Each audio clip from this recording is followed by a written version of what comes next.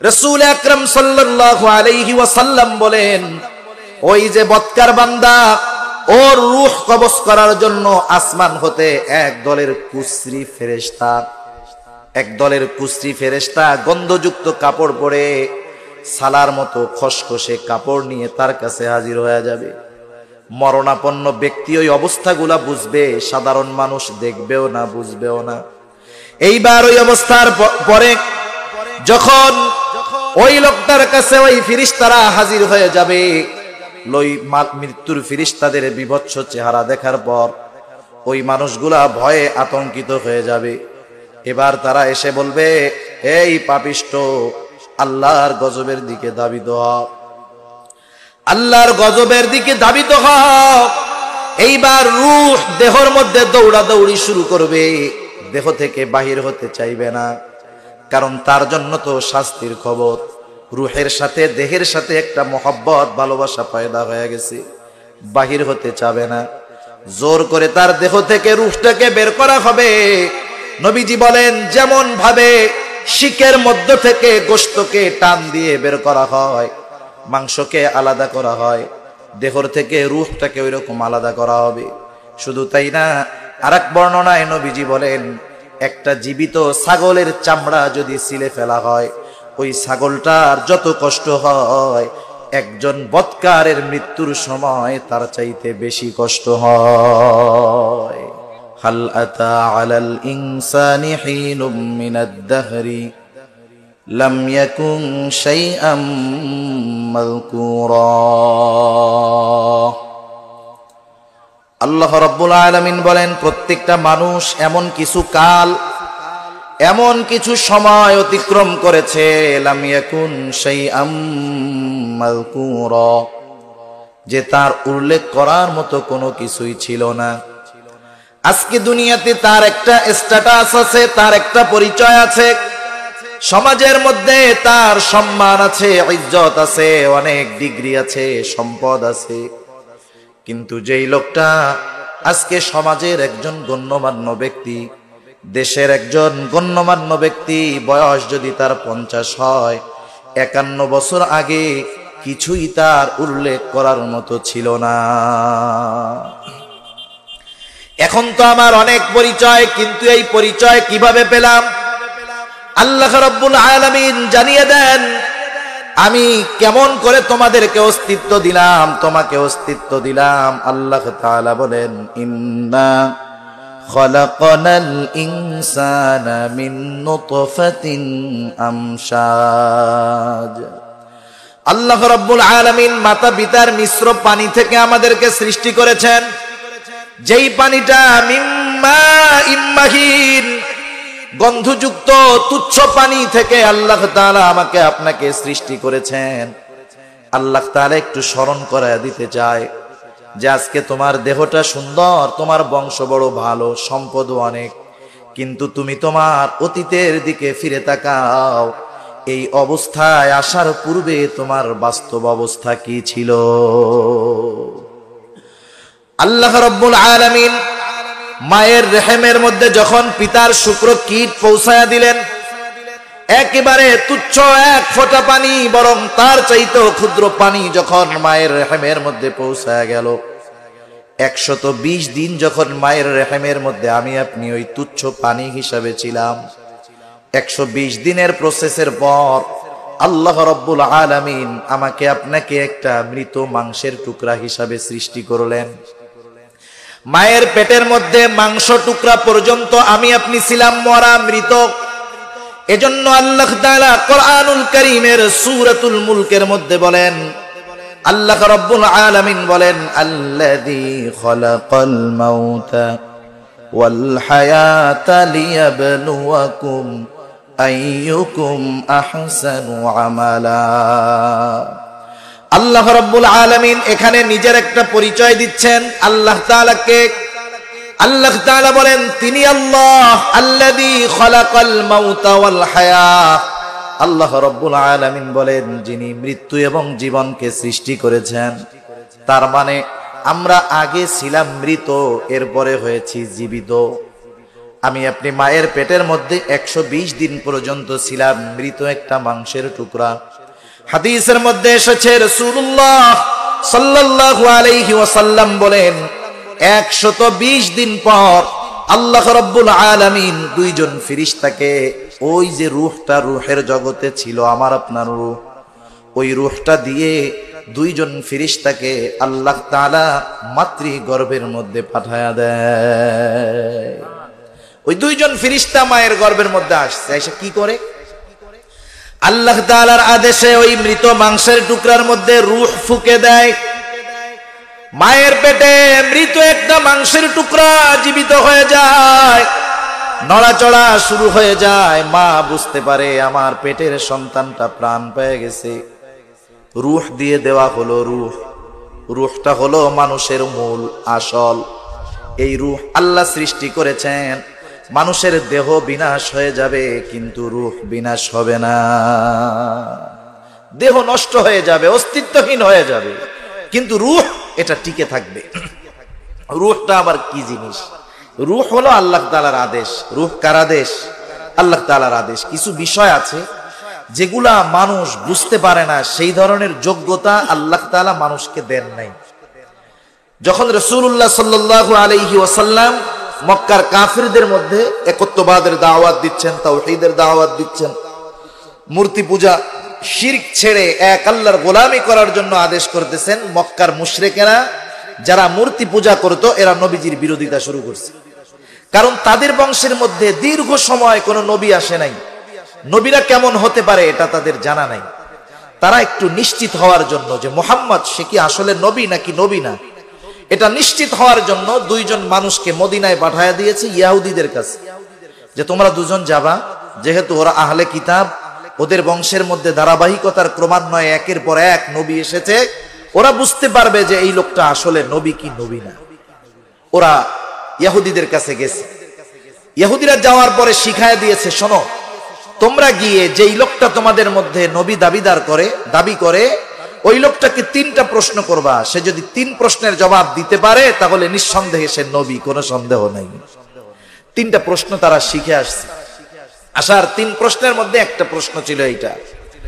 আল্লাহ রাব্বুল আলামিন কোরআনুল কারীমের মধ্যে বলেন, ওয়ায়াসআলুনাকা আনির রূহ কুলির রূহু মিন আমরি রাব্বি ওয়ামা উতীতুম মিনাল ইলমি ইল্লা কলিলা। আল্লাহ রাব্বুল আলামিন বলেন, এই আয়াত নাজিল হওয়ার আগে লম্বা ইতিহাস আছে, আমি ওদিকে যাব না। আল্লাহ রাব্বুল আলামিন বলেন, হাবিব ওয়ায়াসআলুনাকা আনির রূহ, তারা আপনাকে রূহ কি জিনিস সে ব্যাপারে জিজ্ঞাসা করে, আপনি সহজে জবাব দিয়ে দেন, রূহ হলো কুলির রূহু মিন আমরি রাব্বি, রূহ হলো এটা আমার রবের প্রত্যাদেশ, এটা হলো আমার রবের একটা আদেশ। এটা দেখতে কেমন, ধরতে কেমন, এই বিষয়গুলা নিয়ে মাথা ঘামায়ও না। কারণ কি? কারণ আল্লাহ তাআলাই বলেন, ওয়ামা উতীতুম মিনাল ইলমি ইল্লা কলিলা, যে তোমাদেরকে অতি সামান্য জ্ঞান দেওয়া হয়েছে। সুবহানাল্লাহ। হযরত খাজির আলাইহিস সালামের সাথে মূসা আলাইহিস সালামের একটা ভ্রমণ কাহিনী আছে পবিত্র কোরআনুল কারীমের 15তম পারা সূরা কাহাফের মধ্যে। যখন খিজির আলাইহিস সালামের সাথে মূসা আলাইহিস সালামের সফর শুরু হবে, কোন ঘটনা কি এসব তো খিজির আলাইহিস সালাম এত কিছু জানে না। মূসা আলাইহিস সালাম শুধু বললেন, আপনার সাথে আমি সঙ্গী হতে চাই। বারবার বলছে পারবা না, এরপরেও বলছে ঠিক আছে পারবো, চলেন।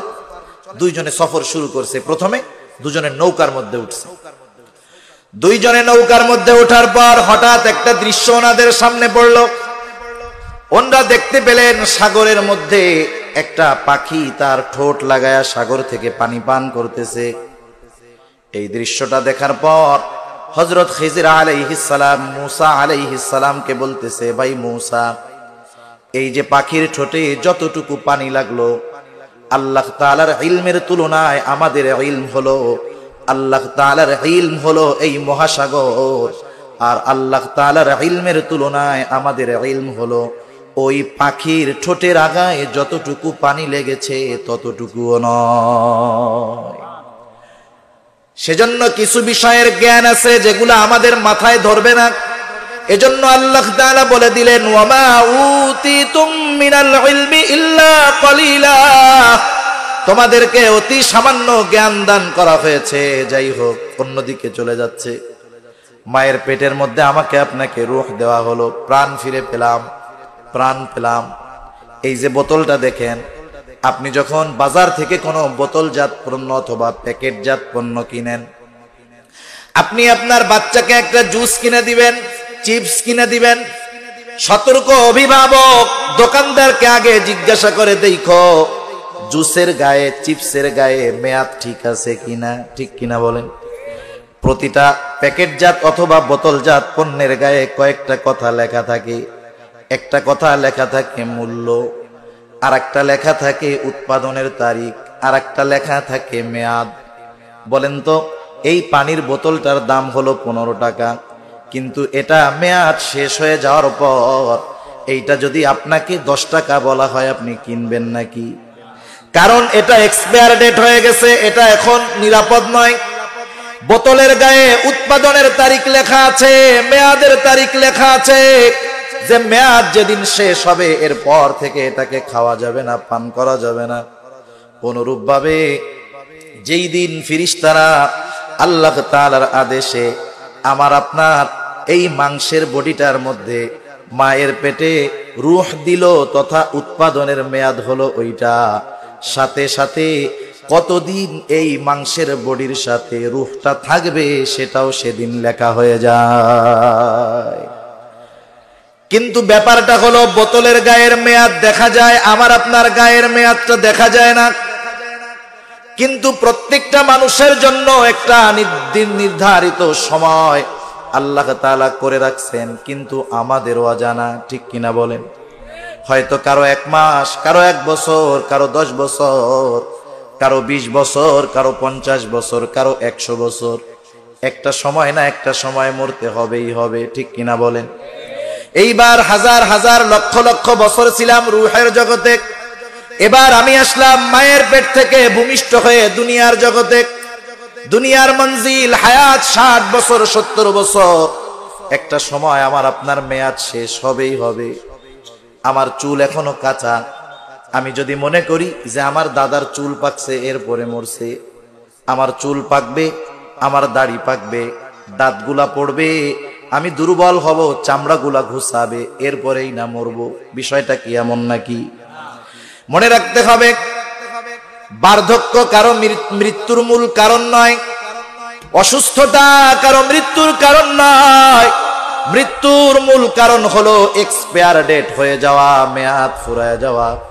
মেয়াদ যখন ফুরিয়ে যাবে, যেই সময় পর্যন্ত তার মেয়াদ 1 মুহূর্ত আগে অথবা 1 মুহূর্ত বিলম্ব হবে না, আল্লাহ তাআলা বলেন, ফাইযা জাআ আজালুহুম লা ইস্তাখিরুনা সাআতাও ওয়া লা ইস্তাকদিমুন। আল্লাহ রাব্বুল আলামিন বলেন, একেবারে যথা সময়ে মালাকুল মাউত হাজির হয়ে যাবে। অসুস্থতার কারণে মানুষ মরে না, হায়াত যদি শেষ হয় তবে মরে। কারণ আপনি যদি হসপিটালে খোঁজ নেন, এমনও মানুষ আছে আমি দেখেছি 20 বছর কোমায় ছিল। কোমা বলা হয় একেবারে এমন একটা সিচুয়েশন, শুধু তার পালসটা একটু নড়তেছে, না দেখতে পারে, না কথা বলতে পারে, না তার কোনো অনুভূতি আছে, একটু বেঁচে আছে, 98% মৃত দেখাচ্ছে। এমনও মানুষ 20 বছর লাইফ সাপোর্ট কোমায় থাকার পর আল্লাহর রহমত, সেই লোক সুস্থ হয়েছে, দুনিয়ার জমিনেও চলতেছে। আল্লাহর দ্বারা এগুলা অসম্ভব নয়, সম্ভব, ঠিক কিনা বলেন। সেজন্য আমি যদি সুস্থ থাকি, মেয়াদ শেষ হলে বাঁচতে পারবো না। আমি যদি অসুস্থ হই, মেয়াদ শেষ না হলে মরবো না। মালাকুল মাউত যথা সময়ে হাজির হয়ে যাবে, আমার দেহ থেকে রূহটাকে বের করে নিয়ে যাবে। এটা একটা মানুষের জীবনের মোস্ট ইম্পর্টেন্ট টাইম। আমি যদি আমার পরবর্তী সময়গুলা, পরবর্তী মঞ্জিলগুলা, পরবর্তী স্টেপগুলাকে সুন্দর চাই, সফলতা চাই, তাহলে আমার জীবনের শেষ মুহূর্তটা আমার জন্য সবচাইতে গুরুত্বপূর্ণ। কারণ এই সময় নির্ধারিত হবে আমার পরবর্তী মঞ্জিলগুলোর অবস্থা কি হবে। আমি যদি ঈমান সহকারে মরতে পারি, আমার মৃত্যুটা যদি সুন্দর হয়, তাহলে আমার পরবর্তী যেই লম্বা সফর আছে সেটা সহজ করে দিবে কে? সেজন্য দেখবেন যেই মানুষগুলা দুনিয়াতে একটু আল্লাহ বিল্লাহ করে, আল্লাহ তাআলাকে ভয় পায়, পরকালকে ভয় পায়, আল্লাহ তাআলার হুকুম আহকাম গুলা মেনে চলে, ওই ধরনের মানুষ যখন বৃদ্ধ হয়ে যায়, দাড়িগুলা পেকে যায়, আপনি যদি জিজ্ঞাসা করেন চাচা দাদা বয়স তো হয়ে গেল 70 বছর, এখন কি মনে চায়? ওই মানুষগুলা সহজ সরল মানুষ, আল্লাহকে ভয় পায়, পরকালের ব্যাপারে চিন্তিত। তখন ওই মানুষগুলা জবাব দেয়, বাবা একটু দোয়া কইরো যাতে ঈমান সহকারে দুনিয়া থেকে মরতে পারি। ঠিক না? এই সময়ের জন্য এই মানুষগুলা চিন্তিত থাকে। কিন্তু যেই মানুষগুলা দুনিয়ার দিকে ছুটছে আর ছুটছে, পরকালের কোনো চিন্তা নাই, বৃদ্ধ খুনখুনে হয়ে গেছে, হসপিটালের আইসিইউর মধ্যে আছে, ডাক্তার বলতেছে আশা নাই, কথাবার্তা যাই বলুক, তখনও যদি তাকে জিজ্ঞাসা করা হয় আপনার কি মন চায়, ওই দুনিয়াদার লোকটা বলবে আমার 3টা ছেলে, 4টা ছেলে, 3টা ছেলেকে ঢাকা শহরে 3টা বাড়ি বানায় দিলাম, ছোটটারে পারলাম না বানায় দিতে, ওর বাড়িটা যদি বানায় দিয়া মরতে পারতাম মইরাও শান্তি পাইতাম। ঠিক না? অথচ সারা জিন্দেগি আল্লাহর নাফরমানি করছে, দ্বীনের পথে ছিল না, সে মৃত্যুর ব্যাপারে তার কোনো চিন্তা নাই, কতটা উদাসীন। আর যে সারা জীবন আল্লাহর গোলামি করলো, দ্বীনের পথে চললো, এই লোকটা মৃত্যুর ব্যাপারে কতটা ভীত। যেই মানুষগুলা মৃত্যুর ব্যাপারে চিন্তা করে, আল্লাহ রাব্বুল আলামিনকে ভয় করে, আল্লাহর গোলামি করে, তারা মৃত্যুর সময় নিয়ে চিন্তিত থাকে। কিন্তু দুনিয়ার একটা নিজাম দেখেন, দুনিয়ার একটা নিজাম হলো, নিয়ম হলো, একটা মানুষ যে সরকারি চাকরি করে, যথাযথভাবে সে যদি তার দায়িত্ব পালন করে, সরকারি চাকরির মেয়াদটা শেষ করতে পারে, মেয়াদ শেষ করলো, চাকরি শেষ করলো, মনে করেন 60 বছর 62 বছর বয়স, একটা মানুষ তার যৌবন, প্রৌঢ়ত্ব, বার্ধক্যের একটা অংশ সরকারের কাজে ব্যয় করলো। এই লোকটা 60 বছর পরে যদি বাড়িতে আসে, বলেন তো ওই লোকটাকে কেউ নতুন করে চাকরি দিবে নাকি? তাকে কেউ চাকরি দিবে না, বলবে আপনি তো এক্সপায়ার ডেট হয়ে গেছেন, আপনার মেধা শক্তি যোগ্যতা সব আপনি শেষ করে ফেলছেন, এই জন্য সরকারও আপনাকে রাখে নাই। কিন্তু দেখেন গভর্নমেন্টের সিস্টেমটা কত সুন্দর। গভর্নমেন্ট যখন 60-62 বছরের লোকটাকে বাড়িতে পাঠায় দিল, তাকে চিন্তিত রাখে নাই, কেমন জানি বলতেছে তুমি 40টা বছর 38টা বছর আমার সার্ভিস দিয়েছো, এখন তুমি বাড়িতে চলে যাচ্ছ, তোমার কোনো চাকরি নাই, তোমার কোনো শ্রম নাই, কাজ নাই, তুমি কেমনে খাবা? তুমি চিন্তা করো না, তুমি 62 বছর পর্যন্ত আমার সার্ভিস দিয়েছো, আমার দায়িত্ব পালন করেছো, এখন তোমার ব্যাপারে আমার কিছু দায়িত্ব আছে। এতকাল তুমি প্রতি মাসে বেতন নিয়েছো কাজ করে করে, এখন থেকে মৃত্যু পর্যন্ত বসে থাকবা, কাজ করা লাগবে না, আমি তোমার অ্যাকাউন্টে বেতন দিয়ে দিব। গভর্নমেন্ট দেয় না এরকম? বিশাল একটা প্রভিডেন্ট ফান্ডের টাকা দেয়, প্রতি মাসে মাসে পেনশন দেয়, সরকারের কাজ ঠিক মতো করার কারণে। ঠিক কিনা? অনুরূপ ভাবে যেই মানুষটা জীবনের মূল সময়ে আল্লাহ তাআলার সার্ভিস ঠিক মতো দিবে, জীবনের অন্তিম মুহূর্ত যখন চলে আসবে, কারণ একটা মানুষ যখন জীবনের অন্তিম মুহূর্তে চলে যায়, কারিবুম মিনাল মাউত, মৃত্যুর নিকটবর্তী হয়ে যায়, ওই সময়টাতে শয়তান তার সর্বশক্তি নিয়ে তার উপরে আক্রমণ করে। শয়তান চায় তাকে বেঈমান বানায় দুনিয়া থেকে বিদায় করাতে। এই জন্য আল্লাহর খাঁটি গোলাম যারা, ওরা বারবার দোয়া চায় যে দোয়া কইরো যাতে ঈমান নিয়ে মরতে পারি। কিন্তু এই লোকগুলার ব্যাপারে কেমন সুসংবাদ আল্লাহ তাআলার তরফ থেকে? আল্লাহ রাব্বুল আলামিন জানিয়ে দেয়, ও আমার গোলাম, জীবনের বড় একটা সময় আমার সার্ভিস দিয়েছো, আমার কথা মতো চলেছো, আমার আদেশ নিষেধ মান্য করেছো, এখন তুমি চিন্তা করো না, জীবনের অন্তিম মুহূর্তে তুমি টেনশন করো না। কেন করবা না? শোনো, আল্লাহ তাআলা কোরআনুল কারীমের মধ্যে বলেন, ইন্নাল্লাযীনা قالوا ربنا الله ثم استقاموا تتنزل عليهم الملائكة ألا تخافوا ولا تحزنوا وأبشروا بالجنة التي كنتم توعدون আল্লাহ রাব্বুল আলামিন ওই যে ঈমান নিয়ে যারা মৃত্যুবরণ করার ব্যাপারে চিন্তিত তাদেরকে বলতেছে ইন্নাল্লাযীনা ক্বালু রাব্বুনাল্লাহ, নিশ্চয়ই যারা বলে আমাদের রব আল্লাহ। একটু জবান খুলে বলেন তো আমাদের রব কে? আরো জোরে বলেন আমাদের রব কে? এখন যে ব্যক্তি বলল আমার রব আল্লাহ, অবশ্যই তার উপরে কিছু দায়িত্ব আছে না নাই? আল্লাহ তাআলা বলেন মৌখিকভাবে আমাকে শুধু রব বললে হবে না, আমাকে শুধু মৌখিকভাবে রব বললেই হবে এমনটা নয়। সুম্মাস্তাকামু, আল্লাহ তাআলা বলেন আমাকে রব বলার পর হাজারো রকমের বাধা আসতে পারে, কষ্ট আসতে পারে, অভাব আসতে পারে, বিভিন্ন রকমের বিপদ আপদ আসতে পারে, শয়তানের ধোঁকা আসতে পারে, পদে পদে ক্ষণে ক্ষণে শয়তানের ধোঁকা আসতে পারে। কিন্তু যত কিছুই আসুক না কেন, রব যা বলেছে রবের সব আদেশগুলো মান্য করবে। সুম্মাস্তাকামু, দৃঢ়তার সাথে থাকবে, ইস্তেকামতের সাথে থাকবে। রব বলেছে আমার গোলাম নামাজ ছাড়া যাবে না।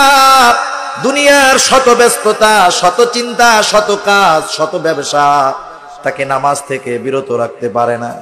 রব বলেছে গোলাম কষ্ট হবে, তবুও কিন্তু হারাম খাওয়া যাবে না। কষ্ট করেছে, অভাবকে বরণ করেছে, তবু হারাম খায় নাই। সব সর্ব অবস্থায় রবের আদেশ নিষেধের উপরে ইস্তেকামতের সাথে থেকেছে। এই মানুষগুলা যখন জীবনের অন্তিম মুহূর্তে পৌঁছিয়ে যায়, তখন তাদের চিন্তা না জানি শয়তান ধোঁকা দিয়া বেঈমান বানায় ফেলে। কিন্তু আল্লাহ তাআলা জানায় দেন গোলাম আমার আদেশ নিষেধের উপরে ইস্তেকামতের উপরে জীবন অতিবাহিত করলা, আমার সার্ভিস দিলা, এখন আমি আল্লাহর সার্ভিস শুরু। সুবহানাল্লাহ। কি সার্ভিস? আল্লাহ তাআলা বলে বান্দা তুমি চিন্তা করো না, তাতানাজ্জালু আলাইহিমুল মালাইকাতু আল্লা তাখাফু ওয়া লা তাহজানু ওয়া আবশিরু বিল জান্নাতিল্লাতী কুনতুম তুআদুন। আল্লাহ রাব্বুল আলামিন বলেন ওই মরণাপন্ন ব্যক্তির কাছে তাতানাজ্জালু আলাইহিমুল মালাইকা, আল্লাহ রাব্বুল আলামিন আসমান হতে আল্লাহর সেনাবাহিনী পাঠায় দেয়। ওই লোকটা শয়তানের বাহিনীর ভয়ে ভীত, আর আল্লাহ তাআলা তার সেনাবাহিনী ফেরেশতাদেরকে পাঠায় দেয়। সুবহানাল্লাহ। ওই ফেরেশতারা এবার ওই মুমূর্ষ ব্যক্তির কাছে হাজির হয়ে যায়। একেবারে জীবনের অন্তিম মুহূর্তে যারা থাকে এরা এই বিষয়গুলো অনুধাবন করতে পারে। এইবার ওই ফেরেশতারা এসে ওই লোকটাকে বলে আল্লাহ তাখাফু ওয়া লা তাহজানু, ও আল্লাহর বান্দা তুমি ভয় পেও না, চিন্তাও করো না, তোমার কোনো চিন্তা নাই, তোমার কোনো ভয় নাই। আরে কিসের চিন্তা, কিসের ভয়? সুসংবাদ নাও। আল্লাহ তাআলার পক্ষ থেকে ওই আল্লাহর বান্দাকে ফেরেশতারা ওয়া আবশিরু বিল জান্নাহ, জান্নাতের সুসংবাদ জানায়া দেয়। সেই জন্য ভালো মানুষ যারা হতে পারে এই জীবনের অন্তিম মুহূর্তে জান্নাতের সুসংবাদ পেয়ে তারা দুনিয়া থেকে বিদায় নেয়। সুবহান। এখন সুসংবাদের সিস্টেম অনেক আছে, শুধু যে দেখার মাধ্যমেই সুসংবাদ পাওয়া যায় তা না। অনেক সময় ভালো খবরের মাধ্যমে সুসংবাদ পাই, অনেক সময় দেখার মধ্যে পাই, অনেক সময় অনুভবের মাধ্যমেও পাওয়া যায়, ঠিক কিনা? অনেক সময় দেখা যায় 2-4-6 মাস বৃষ্টি নাই, প্রচন্ড গরম, খরার তাপে মানুষের জীবন অস্থির, হিট স্ট্রোক হয়ে যাওয়ার উপক্রম। হঠাৎ করে উত্তর দিক থেকে একটা ঠান্ডা বাতাস আসে। এই বাতাস যখন আসে আমরা কি বুঝতে পারি? যে কোথাও না কোথাও মনে হয় বৃষ্টি হচ্ছে, আল্লাহ চাইলে আমার এদিকেও হতে পারে। সেজন্য মাঝে মধ্যে এইরকম বাতাসের মাধ্যমেও সুসংবাদ পাওয়া যায়, ঘ্রাণের মাধ্যমেও সুসংবাদ পাওয়া যায়, বিভিন্ন ওই ফেরেশতারা এসে ওই আল্লাহর বান্দাকে জান্নাতের সুসংবাদ দেয়। কোন জান্নাতের সুসংবাদ? এইবার তারা বলে আল্লাতী কুনতুম তুআদুন, ওই জান্নাতের সুসংবাদ তুমি গ্রহণ করো যেই জান্নাতের ওয়াদা দিয়েছে কে।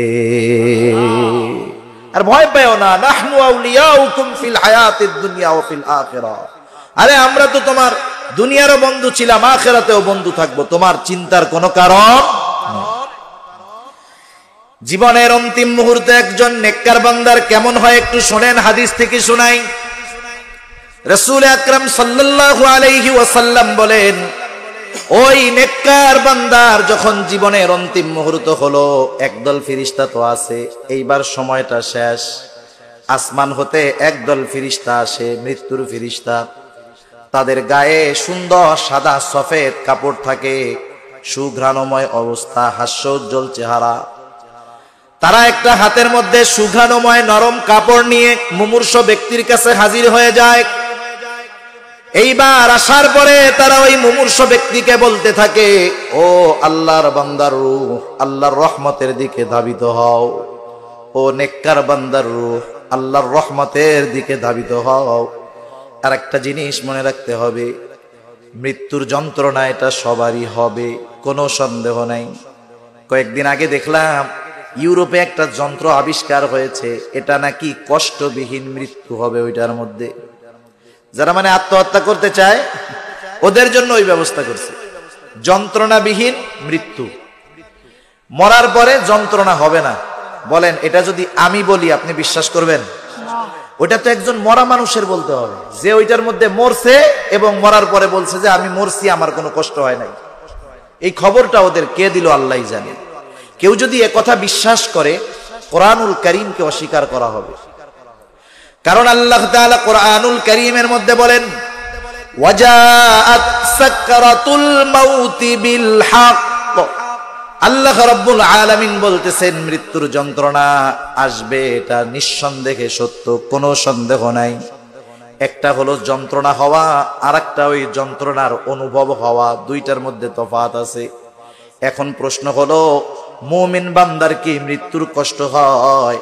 আমার জবাব হলো হয়, তবে ওই কষ্ট তার অনুভব হয় না। কষ্ট হয়, তবে সেটা কি হয় না? অনুভব হয় না।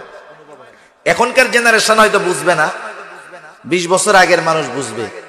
মুসলমানি দেয় না, মুসলমানি আগে যারা দিত তাদেরকে কি বলে আপনাদের এদিকে? হাজম। হাজম যেই এলাকায় হাজম ঢুকতো ওই এলাকার যারা মুসলমানি নেয় নাই সব ডিভাগতো একবারে চকের মধ্যে, যে আজকে আল্লাহ না জানে কার অবস্থা খারাপ হয়। এই হাজাম যখন ঢুকতো তারা ভয় পেয়ে যাইত। যাই হোক, আপনাদেরও হয়তো এই অভিজ্ঞতা থাকতে পারে, কারো কারো থাকার সম্ভাবনাই বেশি। এখন যখন হাজাম ধরতো বলতো এই মাথা উপরের দিকে দাও, কোনো ভয় নাই, সাহস টাহস দিয়া সে তো রেডি করতেছে কাটার জন্য, আস্তে আস্তে গল্প শুরু করে দেয়। এমন ভাবে তাকে মডিফাই করে, মানে ওই বাচ্চার সব খেয়াল হাজাম তার দিকে নিয়ে নেয়, বন্ধু সুলভ আচরণ করে। আরে তোর কি পছন্দ রে, কি খাইতে ভাল লাগে, এই সেই, তোর শক্তি টক্তি আসেনি, ব্যথা টেথা লাগেনি? কয় না আমার কোনো ব্যথা নাই। একটু চিমটি দেই তো, লাগে? কয় না কিচ্ছু হয় না। পিঁপড়ায় কামড়াইলে ব্যথা লাগে? না কিচ্ছু হয় না। এই পিঁপড়া কামড়ানো দেখাইতে দেখাইতে কোন সময় কাইটা তেনা ফেসানো শেষ টেরও পায় না, ঠিক কিনা বলেন? এখন বলেন পিঁপড়ার কামড়ের ব্যথা আর ওইটা কাটার ব্যথা কি সেম? কত গুণ বেশি। অথচ ওর মাইন্ডকে যখন আর এক দিক নিয়ে গেছে, ওর চিন্তা মস্তিষ্ককে যখন আর এক দিক নিয়ে গেছে, কাইটা ফেলছে, টের পায় নাই। সুবহানাল্লাহ। দেখেন মানুষের চিন্তা যখন অন্যদিকে চলে যায়, কেটে যায়, ক্ষতি হয়, টের পায় না। যখন ইউসুফ আলাইহিস সালাতু ওয়াস সালাম, জুলাইখা যখন ইউসুফ আলাইহিস সালামের সৌন্দর্যে পাগল হয়ে গেল, ঘটনা যখন সবার কানে কানে পৌঁছায় গেল, সিসি বলতেছে দেখো মিশরের খাদ্যমন্ত্রীর স্ত্রী তার ঘরের গোলামের প্রেমে পাগল হয়ে গেছে। সবার জবাব তো আলাদা আলাদা ভাবে দেওয়ার কোনো সুযোগ নাই, কারণ তখন তো আর ফেসবুক ছিল না। এখন তো যদি আমারে 10 জন 10 কথা কয়, এক পোস্ট দিয়া 10 জনের জবাব দিয়ে দেওয়া যায়। আজিজে মিসরের স্ত্রী জুলাইখা চিন্তা করে কি করা যায়। শহরের সব সম্ভ্রান্ত মহিলাদেরকে তার বাড়িতে দাওয়াত দিল। দাওয়াত দেওয়ার পরে সবাইকে বসাইলো। বসানোর পরে বলতেছে শোনো, তোমাদের হাতে ছুরি দেওয়া হবে, ফল দেওয়া হবে। আমি যখন আদেশ করব তখন তোমরা ফল কাটবা। সবাই হাতের মধ্যে ফল আর ছুরি নিয়ে প্রস্তুত। ইতিমধ্যে ইউসুফ আলাইহিস সালাতু ওয়াস সালামকে তাদের সামনে নেওয়া হলো। ইউসুফ আলাইহিস সালামের ওই সুন্দর চেহারার দিকে তারা তাকায় আছে। তাদেরকে বলা হলো, এখন তোমরা যার যার হাতের ফলগুলা কাটো। এইবার সবাই ফল কাটা শুরু করলো। অনেকের হাতে ফল নাই, ফল কাটা বাদ দিয়ে হাত কাটা শুরু হয়ে গেছে। রক্ত প্রবাহিত হয়ে যাচ্ছে। ইউসুফ আলাইহিস সালামের সৌন্দর্যে বিমোহিত হয়ে ফল রেখে কোন সময় হাত কেটে ফেলছে তারা টেরও পায় না। সেজন্য মানুষের মেন্টালিটি যদি অন্যদিকে নিয়ে যাওয়া যায়, কষ্ট হলেও সেটা অনুভব হয় না। ওই যে একদল ফেরেশতা এসে আল্লাহর বান্দাকে বলতেছে, জান্নাতের সুসংবাদ নাও, ওয়াবশিরু বিল জান্নাতিল্লাতী কুনতুম তুআদুন। ওই জান্নাতের সুসংবাদ নাও, যেই জান্নাতের সুসংবাদ আল্লাহ তাআলা যেই জান্নাতের ওয়াদা করেছে। নাহনু আউলিয়াউকুম ফিল হায়াতিদ দুনিয়া ওয়া ফিল আখিরাহ। আরে ভয় পাও না, চিন্তাও করো না, তুমি তো জান্নাতের বান্দা, আমরা তোমার বন্ধু, দুনিয়ায়ও ছিলাম, আখিরাতেও থাকবো। আর শোনো, ওই জান্নাতে কি আছে তুমি কি জানো? ওরা বলতেছে, কি আছে তুমি কি জানো? শুনে নাও, ওয়ালাকুম ফিহা মা তাশতাহি আনফুসুকুম ওয়ালাকুম ফিহা মা তাদউন। ফেরেশতারা বলে, শোনো, ওই জান্নাতের মধ্যে তোমার জন্য আছে, তোমার মন যা চায় তা আছে। সুবহানাল্লাহ বলেন। দুনিয়ায় যা মন চায় তা আছে, জান্নাতে যাওয়ার পরে যা মন চাবে তাও আছে। একটা নীতি আপনারা, একটা উসুল, একটা নিয়ম আপনারা শুনে নেন, বুঝে নেন। দুনিয়াতে মানুষের যা মন চায়, বলেন তো মনে যা চায় সব কিছু কি দুনিয়াতে পাওয়া যায় নাকি? কিন্তু পাওয়া যাবে, সম্ভব, কারণ মানুষের মন যেটা চায় সেটা পাওয়া সম্ভব। তবে দুনিয়ায় নয়, মন যা চায় সব পাওয়া যাবে, সেটা জান্নাতে। দুনিয়াতে অনেক কিছু মন চাই। যে মুরব্বী যারা হইছে, দাড়ি পাইকা গেছে, ওনারা কি চাইছে দাড়ি পাকুক? কেউ চাইছে নি বলেন? কেউ চায় নাই দাড়ি পাকুক, সবাই চাইছে আমি যুবক থাকি, আমি যৌবনে থাকি বেশি বেশি দিন। দেখেন না, আপনি যখন সেলুনে যাবেন দেখবেন আলাদা স্পেশাল একটা বাটি আছে এই কলপ কোম্পানির জন্য, আছে না? যাওয়ার পরে কি বলে, এই বেটা তুই কি কলপটা লাগাইছিস এইবার? অন্যান্যটা 2 মাসে বেটা সাদা হয় না, এটা 2 সপ্তাহে সাদা হয়ে গেছে, ভালোটা দিস যেন একটু ভালো ভালো দেখা যায়। ঠিক কিনা বলে? তার মানে দুনিয়াতে কেউ যৌবন হারাতে চায় না, বৃদ্ধ হতে চায় না। মন চায় আমার যৌবন বড় লম্বা হোক, মনে চায়, তবে সম্ভব দুনিয়াতে নয়, এটা জান্নাতে। কারণ নবীজি জানায় দেন, যেই মানুষগুলা জান্নাতি হবে তাদের বয়স হবে 33 বছর, যৌবন শুরু হবে, ওই যৌবন অনন্তকাল থাকবে, কখনো সে বুড়া হবে না। দুনিয়াতে মন চায় আমি যেন অসুস্থ না হই, সবাই চায় আমি যেন সুস্থ থাকি। কিন্তু যেই লোকটা বলবে আমার কোনো রোগ নাই, তাকেও যদি ভালো মতো চেক করা হয় দেখা যাবে 2, 4, 10টা রোগ তার মধ্যে আছে। ঠিক কিনা বলেন? আরে কোনোটা না থাক, জাতীয় রোগ গ্যাস্ট্রিক তো থাকবেই থাকবে, তাই না? এটা হলো জাতীয় রোগ। এই রোগ কমপক্ষে সবার কম বেশি আছে। কিন্তু জান্নাত হলো এমন একটা জায়গা, অসুস্থতা, সর্দি কাশি, ক্লান্তিবদ্ধ বহুত দূর একটা মানুষ একটু ক্লান্ত অনুভব হবে না।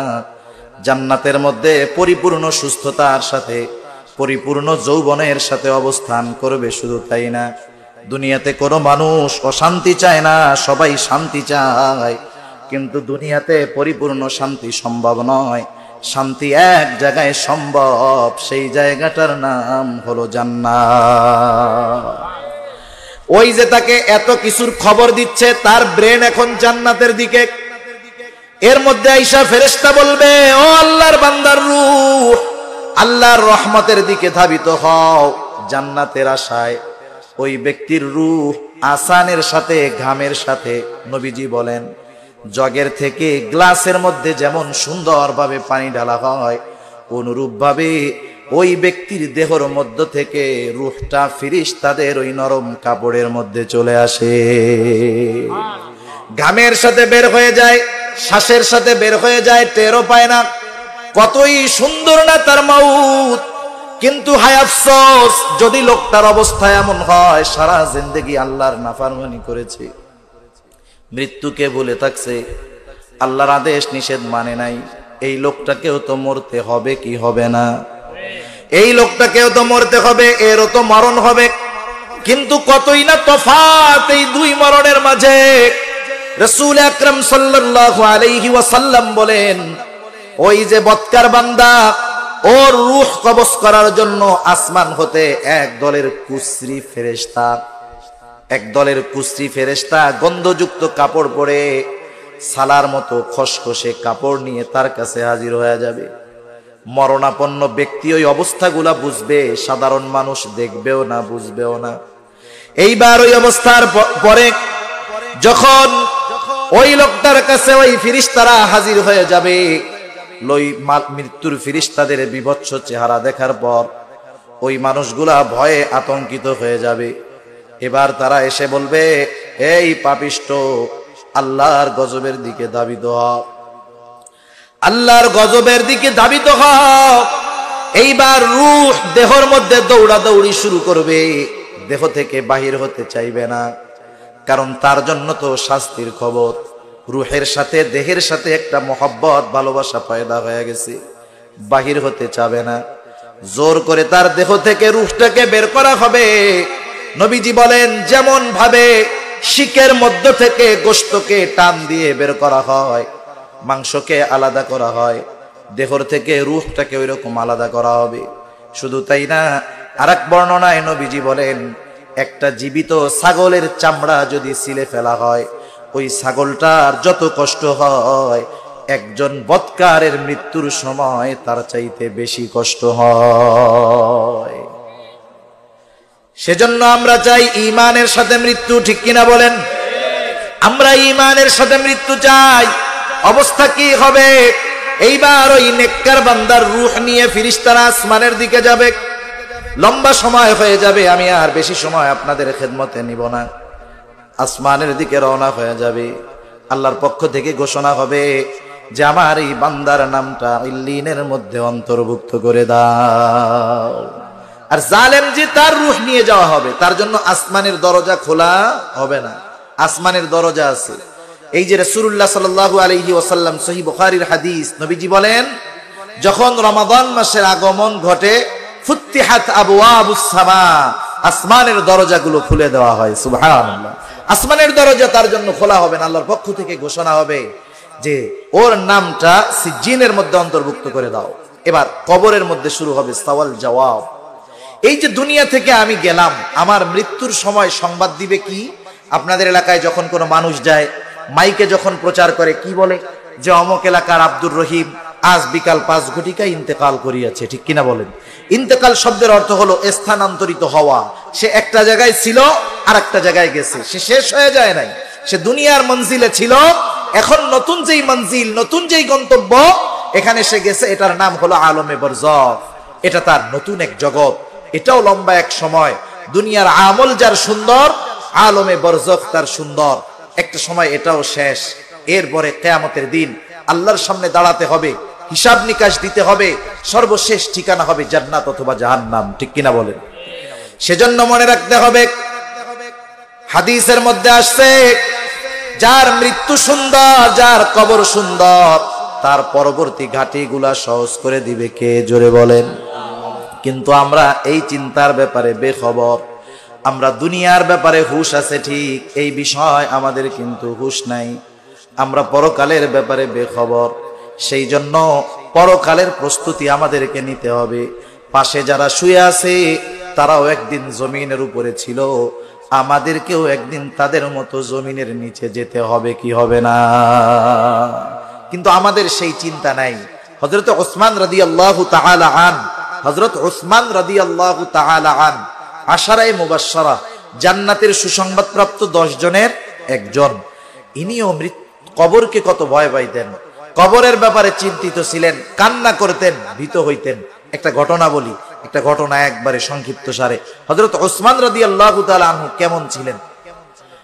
রাসূলুল্লাহ সাল্লাল্লাহু আলাইহি ওয়াসাল্লাম যখন মক্কা থেকে মদিনায় গেছেন, মুসলমানদের খাবার পানির কষ্ট, লবণাক্ত পানি খাইতে পারে না। একটা পানি, একটা কুয়ার পানি মিষ্টি, কিন্তু সেইটার মালিক হলো একজন ইহুদি। মুসলমানদেরকে ঠিকমতো পানি দেয় না। রাসূল সাল্লাল্লাহু আলাইহি ওয়াসাল্লামের কাছে আসলো। সাহাবারা বলতেছে, ইয়া রাসূলুল্লাহ, আমরা পানির বড় কষ্টে আছি, পানি পান করার পানি পাই না।